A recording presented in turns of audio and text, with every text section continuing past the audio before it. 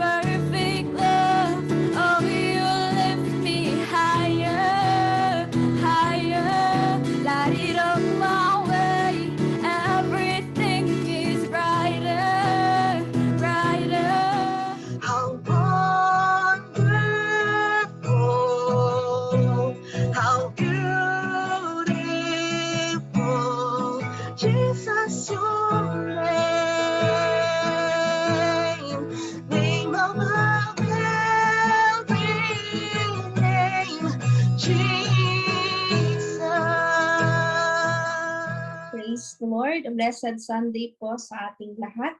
Praise God. At ngayong araw pong ito, patuloy po nating pag-aralan the dangers of religion. Yan, ito po yung ating topic ngayong araw na ito.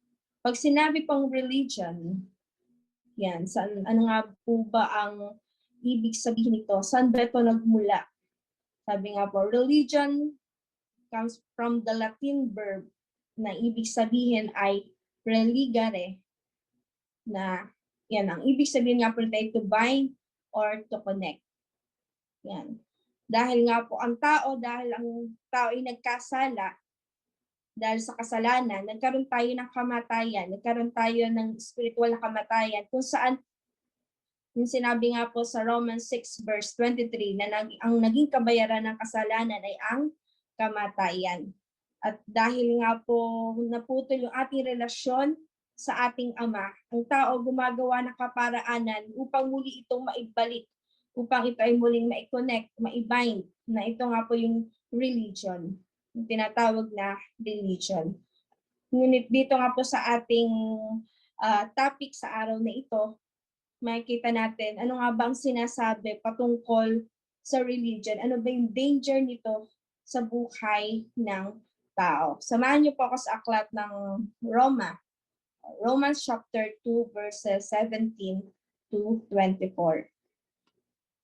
Sinasabi po dito, ngunit ikaw na nagsasabing ikaw ay Hudyo at nananalig sa kautusan, pinagmamalaki mong may kaugnayan ka sa Diyos.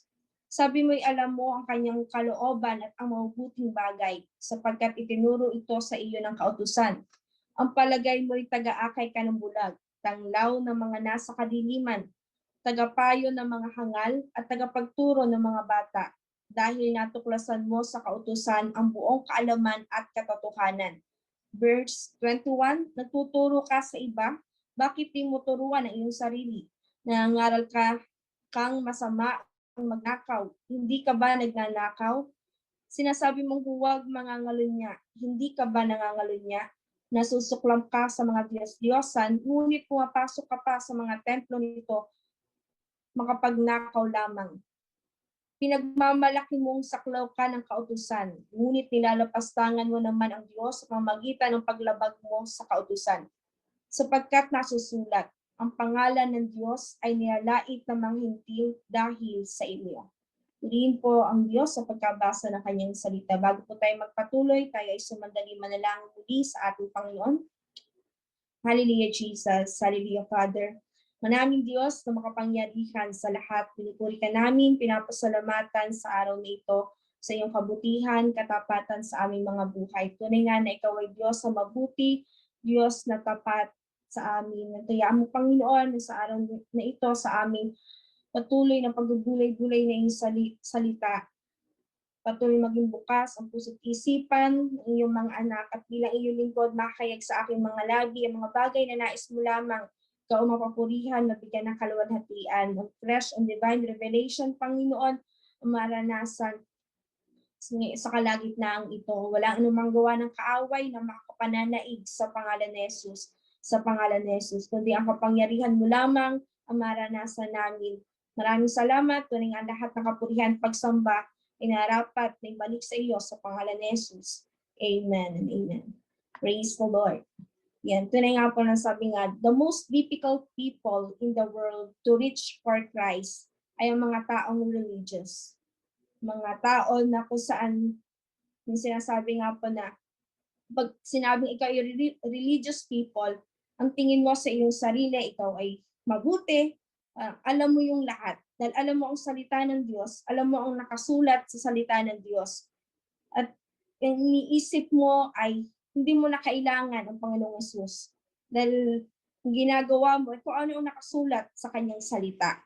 At dito nga po sa ating binasa sa aklat ng Romans, sa buhay po ni Pablo, idinil niya po dito ay kung ano ba ang nagiging danger ng religion sa buhay ng tao. Dahil ngayon nga po sa panahon ito, maraming religions ang lumalabas, maraming paniniwala, maraming kanya-kanyang tinataas na pangalan at o kaya ay mga sekta na kinabibilangan kung saan ito yung kanilang pinananampalatayaan na sinasabi nila na maliligtas ako dahil nandito ako, kasapi ako sa ganito, sa ganyan. Pero sabi nga po, paano nga ba natin mararanasan yung tunay na kaligtasan? Paano nga ba natin mararanasan yung buhay na walang hanggan na nagmumula sa ating Panginoon? At dito nga po sa buhay ni Pablo na kanyang yung tinutukoy niyo po dito ay ang mga Jews o ang mga Hudyo refers to all Israelites na sila yung descendant ni Abraham sa pamamagitan ni Isaac. At dito pinapakita sa ating binasa na sa buhay ng mga Jews, sila yung mga tao na ang tingin sa kanilang sarili ay sabi nga po ay sila yung napaka-righteous o sila yung tao na mabuti, sila yung tao na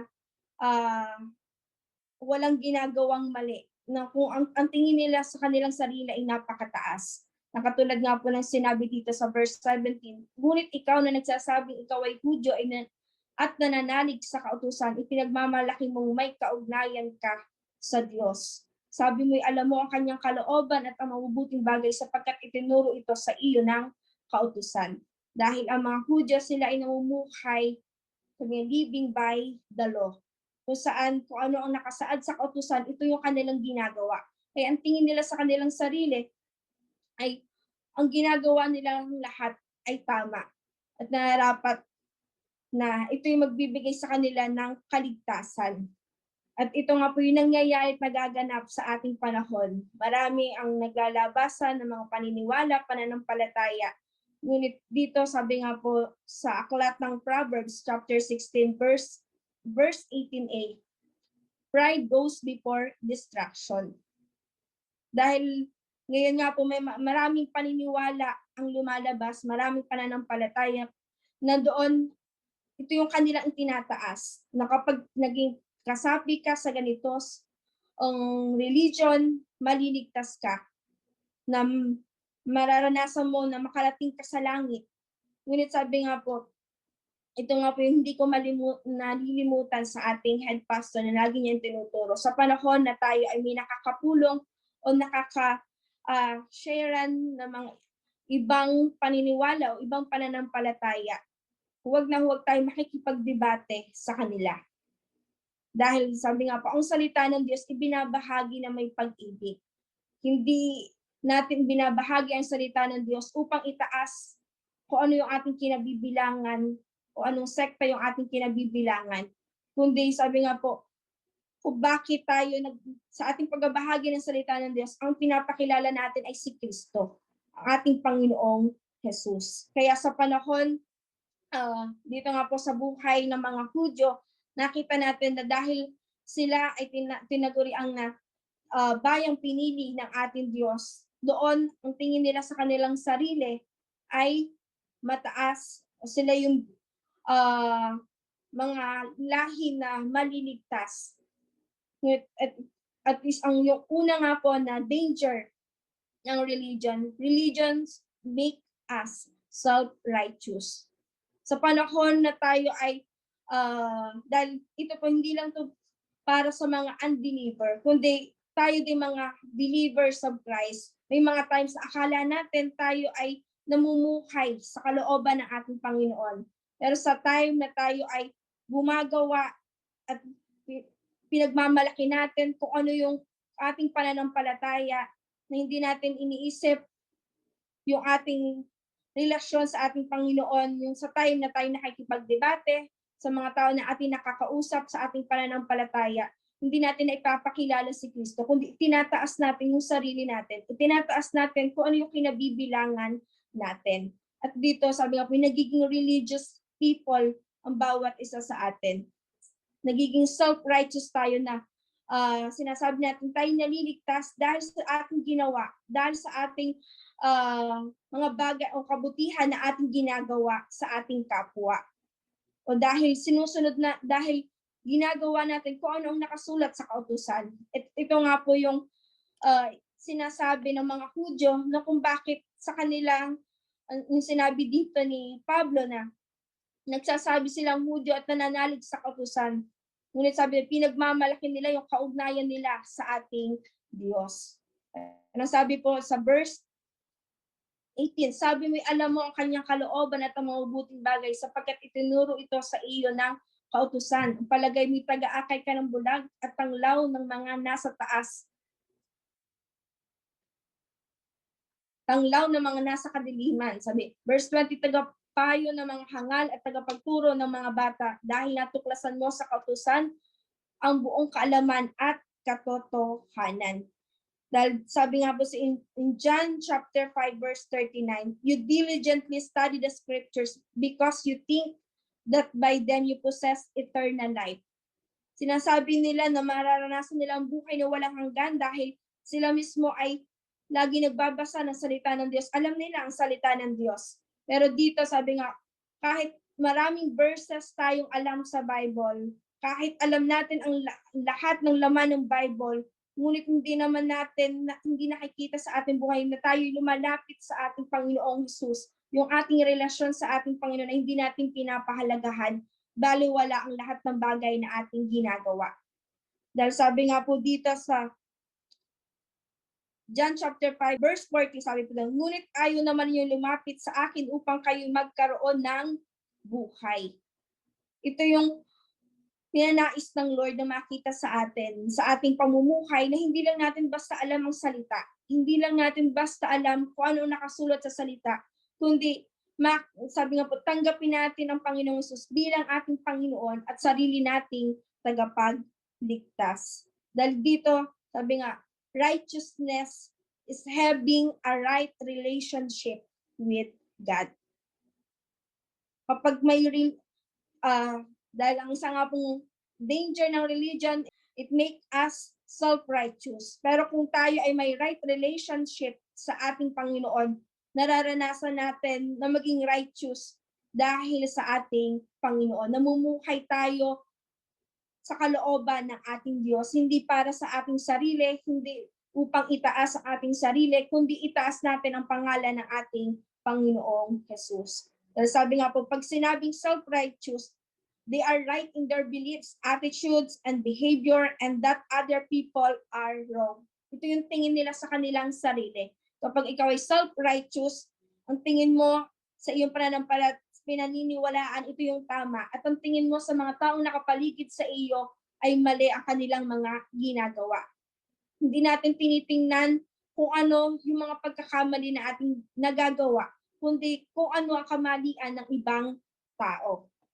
At ito nga po ang nangyayari sa mga Jews na sinasabi dito ni Pablo. Ang tingin nila sa kanilang sarili ay superior, kung saan sinasabi nga po dito sa verse 19 to 20. Ang palagay mo'y taga-akay ka ng bulag, tanglaw ng mga nasa kadiliman, tagapayo ng mga hangal at tagapagturo ng mga bata, dahil natuklasan mo sa kautusan ang buong kaalaman at katotohanan. Pinapalagay nila sa kanilang sarili na sila ay namumuhay sa katuwiran, pero ang katotohanan, sila mismo yung nagsumisira, sila yung mismo yung hindi sumusunod sa kautusan. Dahil kung titingnan po natin, kung babasahin natin sa Bible, kung ano yung ginagawa ng mga Jews, na kung saan yung temple, kung saan nandun yung mga magsusugal na nilinis ng ating Panginoon, yung pong mga magsusugal na yun ay kinukuhanan ng mga Jews ng mga interest na mas mataas. Ibig sabihin, sila mismo na nagpapatupad ng kautusan, sila mismo yung sumusuway, sila mismo yung gumagawa ng kamalian, ng kasalanan. At doon, nakikita natin na yung sinasabi doon na alam nila ang kautusan pero hindi nila ito ginagawa. Katulad po sa ating buhay. At ito po yung lagi nating naririnig, na given na sa atin na sa pagbibigay ng ating tithes and offerings sa ating Panginoon. Sa time na hindi natin ito binibigay, sabi nga tayo ay nagnanakaw sa ating Panginoon. At hindi lang po pala dito, hindi lang ito, sa parang ito tayo nagnanakaw. Maging bilang kung sino naman po sa atin nakaranas na maging empleyado, o tayo ay merong boss, o meron tayo na manager na nag-handle sa atin. That bilang tayo, bilang mga empleyado, merong tayo nga po ay sinasweldohan sa time na tayo nagiging late, hindi tayo nagiging mabuting katiwala sa mga oras na binibigay sa atin. Doon nagnanakaw tayo doon sa ating employer. Dahil sa time, yung time natin binabayadan nila, ngunit hindi natin ginagawa yung trabaho na dapat natin gawin. At ito nga po yung isa na naging guilty din ako nung time na ako nga po ay pumasok sa, nagtrabaho sa isang secular, sa isang supermarket. Yan, ito po yung isa sa aking experience nung time na ako nga po ay nagtrabaho sa isang secular. At doon ako nga po yung nagtrabaho bilang isang cashier. Nung time na yon, every morning, meron po kaming mga customer na bumibili ng mga manok, ng mga chicken. Hindi lang po isa o dalawa, kundi cart yung kanilang binibili. Yung po yung umagang-umaga, pagpasok mo pa lamang sa trabaho, ito yung unang sasalubong sa amin. Kaya ang time pong yon, ginagawa namin, dahil nakita na namin po, kami po ilang cashier doon sa unahan na nandun po sa aming kaha, at doon kapag kita na namin na papalapit na yung cart na may dalang mga chicken, ang ginagawa po namin, nagtatago po kami doon sa aming kaha. Hindi po kami lumalabas hanggat hindi yung customer na yon ay hindi pumupunta sa isang cashier o wala pa siyang napupuntahan.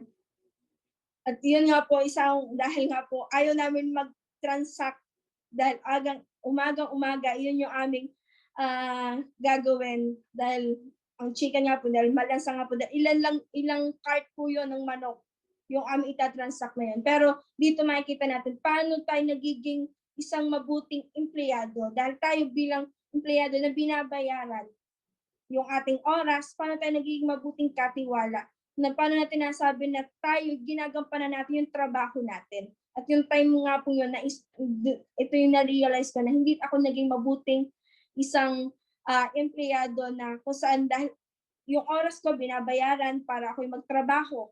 Pero ang ginagawa namin, nagtatago kami doon sa aming customer upang hindi kami ang mag-transact ng mga kanyang mga pinamili. At yun nga po, sabi nga, ang pagnanakaw, hindi lang ito sa ating mga tithes, hindi lang sa pamamagitan ng ating financial, kundi yung oras natin na binigay sa atin, na hindi natin ibinibigay para sa ating Panginoon. Yung oras natin sa ating mga employer na binabayaran nila, hindi natin ginagawa yung trabaho na dapat nating gawin, ay nagnanakaw tayo. Sabi nga po sa Ephesians chapter 6 verse 6, gawin ninyo iyan, may nakakita man o wala, hindi upang mapuri ng mga tao, kundi dahil kayo yung mga lingkod ni Kristo at buong pusong sumusunod sa kalooban ng Diyos. Ito po yung ninanais ng Lord na makita sa ating mga buhay. Hindi lang basta natin alam kung ano ang salita ng Diyos. Hindi lang natin basta memorize ang bawat verses sa Bible, kundi ang nais ng Lord makita sa ating buhay na tayo tayo mismo yung gumagawa, sumusunod sa kanyang kautusan, na hindi lang natin ito basta nalalaman, kundi ipinamumuhay ng bawat isa sa atin. Na katulad nga po sinabi dito na kahit hindi man nakikita, sabi nga nakikita man o wala, gawin natin ito, sabi nga, hindi upang mapuri ng mga tao, kundi dahil kayo yung mga lingkod ng Diyos. Dahil dito nga po ang mga Jews, tinataas nila yung kanilang sarili na sila yung mga pinili ng ating Panginoon, na sila ay maliligtas. Mararanasan nila ang buhay na walang hanggan dahil alam nila ang salita ng Diyos. Pinapangaral nila ang salita ng Diyos. Pero dito makikita natin, andun lang sila na alam lang nila yung salita, pero yung pamumuhay sa salita ng Diyos ay hindi nakikita sa kanila dahil sila mismo yung unang sumusuway sa mga kautusan. At sabi nga, living in God's way, sabi nga po, makita sa buhay ng bawat isa sa atin. Sabi nga po in 1 Samuel chapter 15 verse 22, obedience is better than sacrifice. Kahit na ikaw ay laging nasa church, kahit na ikaw ay sabi nga kompletong attendance sa bawat mga gawain, na hindi ka nakikita na na nasa church, na gumagawa, nagsaserve, pero kung nagiging busy lang tayo sa mga activities, sa mga gawain, ngunit yung ating relasyon sa ating Panginoon ay hindi natin pinapahalagahan, baliwala ang lahat ng ating ginagawa. Dahil ang ninanais ng Lord, maging busy tayo sa King, hindi sa kingdom. Ninanais ng Lord ay yung relasyon natin sa Kanya. Ma-build yung ating relationship sa ating Panginoon. Ipakita natin na tayo bilang mga believers, hindi tayo basta religious people, na alam lang natin ang salita ng Diyos, kundi tayo mismo, ipinamumuhay natin ang salita ng Diyos. Dahil sabi nga po in James 2 verse 26, faith without action is dead. Kung may pananampalataya tayo at kung hindi naman natin ito ginagawa, baliwala ang pananampalataya na mayroon tayo. Sabi nga po in Ezekiel chapter 33 verse 31a, sama-sama nga silang pupunta sa iyo upang pakinggan ka, ngunit hindi naman nila isasagawa ang kanilang maririnig. Ito po yung nangyayari. Alam nila ang salita ng Diyos, ngunit hindi sinasagawa. At ito po yung nangyayari din sa atin sa kapanahunan ngayon. Hindi lang sa mga Jews, kundi tayo na mga believers ng ating Panginoon. May mga times na nasa church tayo, ma-attend tayo, pero yung puso natin ay wala. Umaawi tayo, pero hindi nakikita sa atin yung kagalakan natin na magpuri, sumamba sa ating Panginoon. May nagtuturo na pastor sa unahan, pero yung laman ng ating puso ay naandun sa kung ano yung gagawin natin mamaya, kung ano yung ating trabaho, kung ano yung ating mga personal na mga iniisip. Ito yung laman ng ating mga puso. Wala dun sa gawain na ating ina-attendan. Kaya sabi nga po, sa ating buhay, masabi na tayo ay tunay na mga anak ng Diyos, tunay na sumusunod sa ating Panginoon kung ipinamumuhay natin ang kanyang salita. God's name is at stake in our attitudes, words, and action. At ito nga po yung nangyayari, nagaganap sa ating mga buhay. Sa panahon na tayo ay hindi namumuhay sa kanyang salita, namumuhay tayo na nagiging mayabang lang tayo, na pinapakita natin na marami tayong alam sa word ng Lord, lagi tayong nasa church, ma-attend tayo ng mga gawain, ngunit hindi naman ayos ang ating relasyon sa ating Panginoon. Nga po, nagiging religious people lamang tayo. Kaya ito nga po yung nagiging danger ng religion, nagiging self-righteous ang bawat isa sa atin. At pangalawa, sabi nga po dito, religion give us false security. Yan, dahil dito nga po in verse 25, mahalaga lamang iyong pagiging tuli kung tumutupad ka sa kautusan. Subalit kung lumalabag ka sa kautusan para ka rin hindi tinuli. Kung ang hindi tuli ay gumagawa batay sa panuntunan ng kautusan, hindi ba siya ituturing na tuli? Kaya ikaw na Hudyong nasa ilalim ng kautusan, ngunit hindi naman tumutupad, ay hahatulan ng mga hindi tuling tumutupad sa kautusang iyan. Sapagkat ang isang tao ay hindi nagiging Hudyo dahil sa panlabas na kaanyuan o dahil sa siya ay tinuli sa laman. Ang tunay na Hudyo ay ang taong nabago sa puso't kalooban ayon sa Espiritu at hindi ayon sa kautusang nasusulat. Ang taong iyon ay pararangalan ng Diyos at hindi ng tao. Yan. Dahil dito po, ang mga Jews sila'y naniniwala na they are spiritually secure. Dahil sila ay ang lahing pinili ng ating Diyos. na kung saan, di ba sila nga yung sumusunod dun sa covenant na kung saan nagkaroon ng kailangan ikaw ay tuliin, is circumcised, pang ikaw ay ituring na ikaw ay malinis sa harapan ng ating Panginoon. At ito nga pong circumcision na tinutukoy dito, ito nagsisimbolize ng covenant between God and Abraham descendant, na ito'y symbol ng commitment ng mga Hudyo sa ating Diyos. Pero dito, sinabi nga po ni Pablo, verse 25, sabi nga po ni, mahalaga lamang yung pagiging kung tumutupad ka sa kautusan, subalit kung lumalabag ka sa kautusan, para ka rin hindi tinuli. Kahit na ikaw, dito nga po yung kahit ang mga Hudyo ay sinasabi nila na sila ay circumcised, sila ay tumutupad sa kautusan ng Diyos, dahil ito yung sinabi ng ating Panginoon. Ngunit sabi nga doon, ngunit lumalabag ka sa kautusan, para ka rin hindi tinuli. Kaya sabi nga po dito, ano yung sinabi sa Deuteronomy chapter 30 verse 6? Babaguhin niya at lilinisin ang inyong puso at gayon din ang inyong mga anak upang ibigin ninyo siya ng buong katapatan, sa ganoon mabubuhay kayo ng matagal. Ito po yung ninanais ng Lord. Sabi doon, hindi lang dahil ikaw ay hindi lang yung sinasabi dito na ang mga Jews ay nagpa-circumcise kaya sila ay maliligtas dahil sila ay sumusunod sa kautusan. Pero ang sabi dito, may sinabi ang Lord in Deuteronomy na babaguhin niya at lilinisin ang inyong puso. Dahil sabi nga po, ang Lord sa puso ng tao tumitingin, hindi sa mga bagay na ating ginagawa.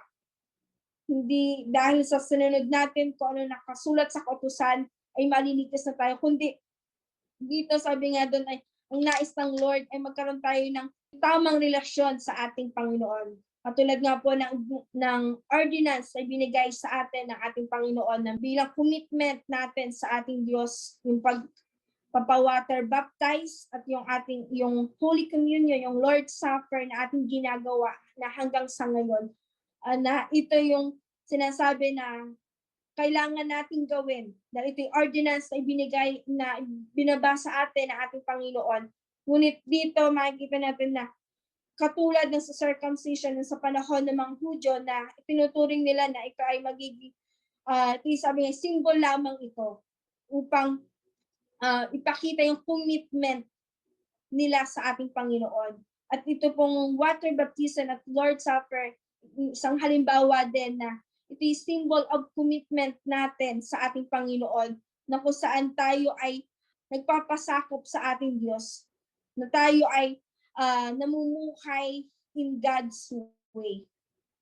Ito nagre-represent ng ating commitment sa ating Panginoon, na hindi ibig sabihin na kapag hindi ka nagpa-water baptize, hindi ibig sabihin na hindi natin ginawa yung ordinance ay binigay ng Lord, ay hindi na tayo maliligtas.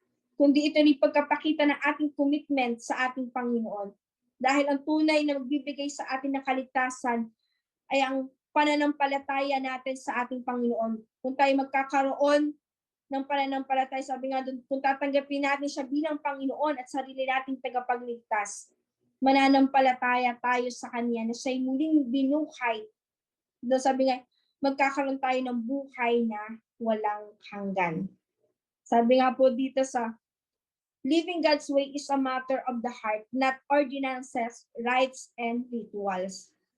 Pag sinabi tayo namumuhay sa kalooban, sa kaparaanan ng ating Panginoon, hindi ibig sabihin na tayo ay gagawin natin kung ano yung ordinance na sinasabi ng ating Panginoon na kapag ginawa natin ito, namumuhay na tayo sa kalooban ng Lord. Kundi, sabi nga, sa panahon na ginagawa natin to, ang tinitingnan ng Lord, yung puso ng bawat isa sa atin. Ano ba yung situation ng puso natin?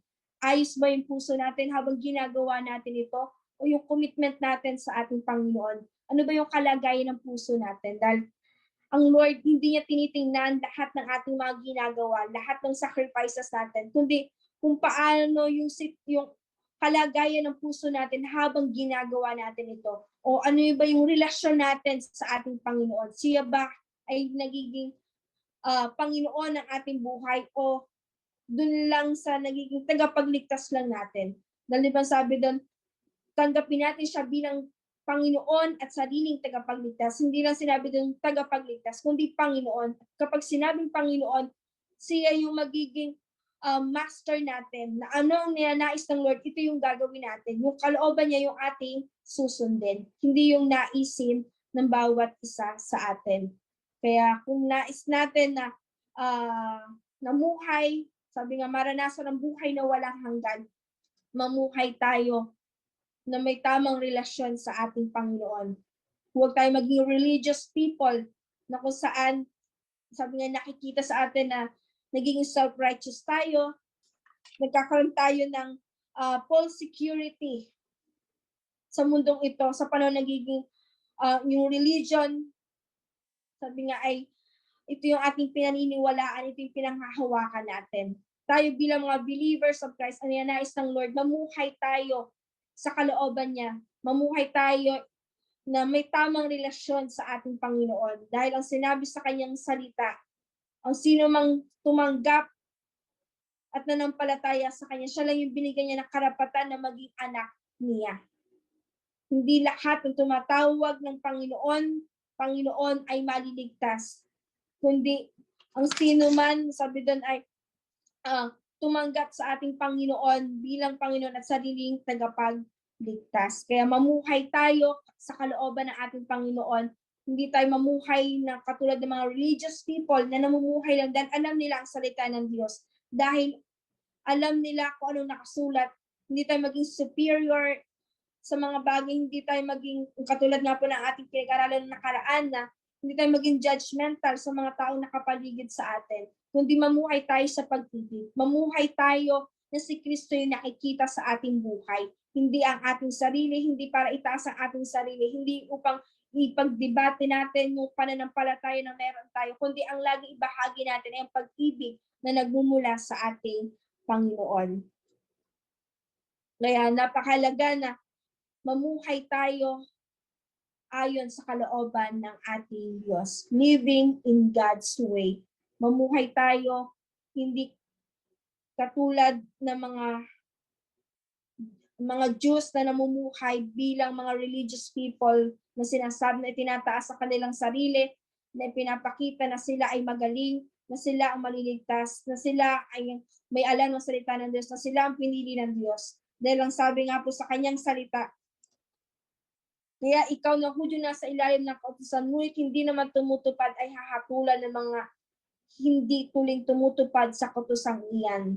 Dahil ang sabi nga po, ang tunay na Hudyo ay ang taong nabago sa puso't kalooban ayon sa Espiritu at hindi ayon sa kautusang na susulat. Sabi nga po dito, ang taong yun ay pararangalan ng Diyos at hindi ng tao. Kaya mamuhay po tayo na kung saan yung change ng ating puso ay nakikita. Hindi lang basta tayo natin alam ang salita ng Diyos, kundi nakikita sa ating buhay. Dahil ang ating Panginoong Hesus ay sa puso ng tao tumitingin, hindi sa mga bagay na ating ginagawa, hindi sa mga palabas na nakikita ng tao, kundi sa puso ng bawat isa sa atin.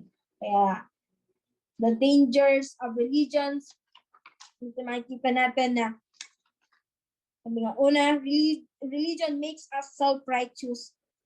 And second, it gives us false security. Kaya sa panahon na tayo ay namumuhay lamang dahil sa kautusan, lagi po natin babantayan yung ating sarili. Tatandaan po natin tayo yung nanampalataya sa ating Panginoon. At sa panahon na tayo ay nanampalataya sa Kanya, nagkaroon tayo ng desisyon sa ating buhay na baguhin yung ating pagkatao, yung ating puso sa ating Panginoon, magkaroon ng tamang relasyon sa Kanya. Kaya sabi nga doon, sabi tayo may tamang relasyon sa ating Panginoon kung tayo ay namumuhay sa katuwiran. Tayo po manalangin sa oras na ito. Hallelujah Jesus, Hallelujah Father. Maraming Diyos na makapangyarihan sa lahat, pinupuri ka namin, pinapasalamatan sa araw na ito, sa iyong kabutihan sa aming mga buhay. Maraming salamat sa iyong salita. Maraming salamat sa pagkapaalala sa amin na kami ay mamuhay sa iyong kalooban. Mamuhay kami na ikaw ang Diyos na nakikita sa amin. Hindi lang namin alam ang iyong salita, hindi lang dahil sa marami kami alam na mga verses sa Bible, kundi ang bawat salita mo, ipinamumuhay namin, namumuhay kami sa iyong kalooban. Ikaw, Panginoon, ang patuloy na maitaas at maipakilala namin sa aming mga buhay. May bahagi namin ng pag-ibig na nadama namin na nagmula sa iyo. Lord, maraming salamat sa araw nito. Maraming salamat dahil namin na patuloy kang gumagawa at kumikilos sa buhay ng bawat isa sa amin. Sa panahon na kami ay nagiging religious people, na nagiging ritual na yung aming mga ginagawa, kaya mo, Panginoon, sa aming puso patuloy mo itong baguhin upang mamuhay kami na may pag-ibig, mamuhay kami na may kagalakan, na laging excited sa bawat mga gawain, laging excited na makipag-usap sa iyo, at hindi lamang dahil upang ipakita sa mga tao na nakapaligid sa amin, kundi ikaw ang Diyos na aming mapapurihan, mabigyan namin kalawalhatian, na sa lahat na aming ginagawa, ikaw lang ang maitaas. Lord, maraming salamat. Kaya mo na kami ay gamitin mo bilang mga ilaw at asin dito sa libutan sa aming pananampalataya na aming tinanggap. Patuloy itong magkaroon ng kalaliman at patuloy kami makapaglingkod ayon sa iyong kalooban. Maraming salamat. Tunay nga lahat ng kapurihan pagsambay niya harapat sa iyong dakilang pangalan, sa pangalan ni Jesus. Amen. Yes, yes, Lord, say yes, Lord, yes, Lord, yes, yes, Lord, yes. We give you praise in all of the glory.